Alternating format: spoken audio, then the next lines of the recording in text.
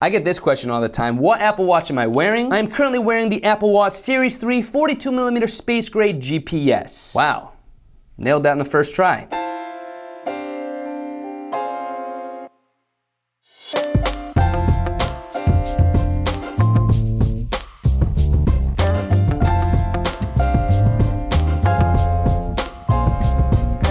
What's up YouTube? It's your boy, B-Max. So, Apple Watch. It's no secret, I love it. But one of the questions I get asked all the time when it comes to the Apple Watch has to do with this. B-Mac, what Apple Watch size should I go with? We have the 42mm Apple Watch or the 38mm. Now at a glance you're thinking, okay, 42, 38, that's only a 4mm difference. How big of a difference can it actually be? But I will be the first one to tell you that 4mm difference, when we're talking about a device of this size, it can make a big difference in how you're gonna use this thing, what it's gonna mean to you. Differences that go beyond just the obvious size difference. Let's get right to it. First things first, let's talk about screen real estate. Now usually when we're comparing screen sizes with something like a TV, for example, the size difference usually is just a matter of how it's gonna look on your TV stand. Do you want the bigger TV or the smaller TV? What complements the TV stand better? When we talk about screen sizes on devices with touchscreens, however, that's where screen real estate actually makes a big difference. Differences in sizes with touchscreens makes a big difference because it changes the way you actually interact with the device. When you're working with a super small device to begin with, such as the Apple Watch, it's pretty agreeable that every millimeter of screen size does make the Apple Watch easier to use. Now, having said that, I'm not saying that bigger is automatically better. I'm not suggesting we have a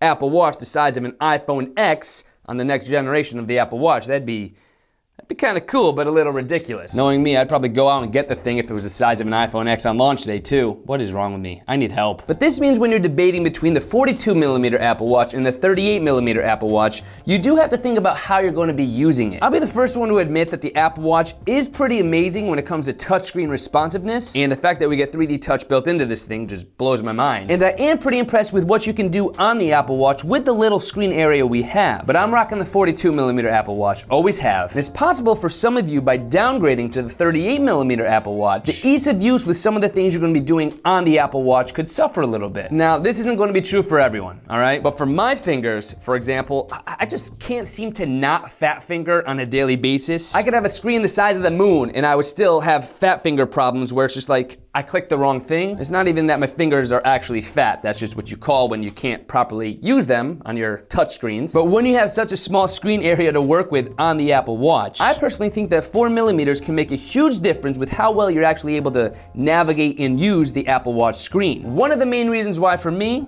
I went with the 42. If you have small wrists and small fingers and you're super accurate with these things when you're getting stuff done, then you might be okay with a 38. For me, not the case. I have somewhat small wrists, but I'm not super accurate with the touchscreen. So bottom line, for those of you who find yourselves accidentally hitting things on the Apple Watch or even on your iPhone, you're probably gonna wanna go with the 42. Another thing to mention here is because of the bigger screen size, the Apple Watch 42mm is naturally gonna have more pixels built into the display. At a glance, this probably isn't gonna make that big of a difference to the naked eye. Both Apple Watch sizes have enough pixels built into the display to observe Apple's Retina screen rating, which is Apple's way of explaining that you're not going to see individual pixels on the screen because of the pixel density. So whether you're on the 42 or the 38, you're not going to have to worry about pixel density issues. You're not going to see the individual pixels from a natural distance. Bottom line, both the 38mm Apple Watch and the 42mm Apple Watch have enough pixels built into the display for you not to notice a difference. The pixel difference itself is really a non-issue. But one of the other differences to consider between the two Apple Watch sizes is the actual difference in thickness between the two sizes. The Apple Watch Series 3 and Apple Watch Series 2 is going to be a lot thicker than the Series 1, for example, no matter what size Apple Watch or material you get. But the 42mm and the 38mm Apple Watch within the same generation model is usually the same. Series 3 watches, for example, same depth and thickness on every size of the Apple Watch except for the white ceramic. Bottom line, usually the thickness of the Apple Watch within the same Apple Watch generation model, no matter what size you get, remains the same. It's a pretty general rule you can live by, but if you want to check, you can go online and see the actual thickness dimensions of each individual Apple Watch model and size. Another thing to consider is accessories. If you guys watch this channel, you already know I love Monowear design bands. Monowear design bands are the only bands I wear. I actually have an entire video review on my channel discussing these bands, why they're my favorite, and hooking you guys up with a discount code. If you want to check out my video on my favorite Apple Watch bands and reviews on these bands, you can check out the video that's going to pop up on the top right hand corner of your screen with that card annotation. Or as always, I'll leave the link in the video description box below as as well, so be sure to check that out if you're trying to up your band game. But bottom line is, with most accessories for the Apple Watch, accessories like bands and docks and chargers are interchangeable between all the Apple Watch generations. Now obviously something like a charging dock is going to have no problem charging either a 42mm or a 38mm Apple Watch, but you do have to keep in mind, if you get an accessory like a band, obviously a 38mm Apple Watch band's not going to fit on the 42mm Apple Watch band, but just know that most accessories are interchangeable within the size Apple Watch that you get. So don't decide on an Apple Watch size based on accessories. There are multiple accessories available for either size Apple Watch, and accessories within that size category are interchangeable amongst generations. But now that we got those two out of the way, here is a difference between the two different size Apple Watches. As of the making of this video, the 42mm Apple Watch, no matter what generation you get, does have a bigger battery than the 38mm Apple Watch. Right now, the 42mm version of every Apple Watch has a bigger battery, has a better battery than the 38mm. A bigger battery means more room for storage, which means more stored energy, which means a better battery, which means the 42mm Apple Watch technically lasts a little bit longer when it comes to battery compared to the 38. Now, the battery life itself won't be a drastic difference, but it can make a difference once again based on how you use the Apple Watch. This one's pretty self-explanatory. So just know that whether you have the first generation, second generation, or third generation, the 42mm version of the Apple Watch is going to have a slightly better battery than the 38mm, no matter what generation you choose. Something to keep in mind. Now here is possibly the biggest difference to consider when deciding between the two sizes. As is usually the case with most Apple products, the bigger the device, the more expensive it's going to be. The Apple Watch is no different. You're going to pay a little bit more for a 42mm Apple Watch than you are a 38mm. As of right now, the price difference is usually just around $30, which when you're purchasing a device like the Apple Watch probably isn't going to make that big of a difference anyway. But if you're on a budget and you really want that Apple Watch, that starting price difference of $30 could make a big difference for you. So bottom line here, just look out for that $30 price difference between the 42mm and the 38. Here's the last difference that I personally think is the most important. Choosing between either the 42 or the 38 Apple Watch really depends on your needs and preferences. I think the Apple Watch is a phenomenal device that could change your life for the better. I personally found my life to be more positive, more active, healthier, and productive since I bought myself an Apple Watch. So it should come as no surprise here, the best way to decide between the 42 or the 38 is just discover what your needs and preferences are with a device of this nature. If you need a little more screen real estate to make sure your interaction with your Apple Watch is a little easier, maybe go for the 42. If you have super small wrists and super small fingers and you don't want it to look like you have a sundial attached to your wrist when you're looking at your Apple Watch,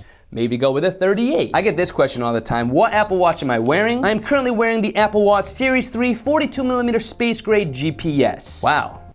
Nailed that in the first try. But I made my decisions on this watch, this model, this size, based on what my needs and preferences are with the Apple Watch. For you to get the most out of your Apple Watch, I highly suggest you do the same. More information on my entire Apple Watch setup, what bands I wear, what accessories I recommend, some of my favorite apps and tutorials, all that information can be found in the video description box below, so be sure to check that out. And while you're at it, comment down below your thoughts on the differences between the Apple Watch 42mm and 38mm. Is there a particular difference that jumps out at you? Have you found the 38 to be all that you need, or are you super glad you went with the 42? Comment down below your thoughts on the Apple Watch size difference debacle. As always, I'll be reading and replying to some of my favorites. Hope you found this video helpful. If you did, please don't forget to smash that thumbs up button. And don't forget to subscribe for more Apple Watch videos like this one on this channel. I'm gonna go switch up my band. I get ripped in the comments for saying I actually switch my bands like maybe a couple times per day. People are like, oh, you actually do that? Yeah. I switch out my bands maybe a couple times per day. I like to be unpredictable. Kind of like, you don't really know when I'm gonna end a video.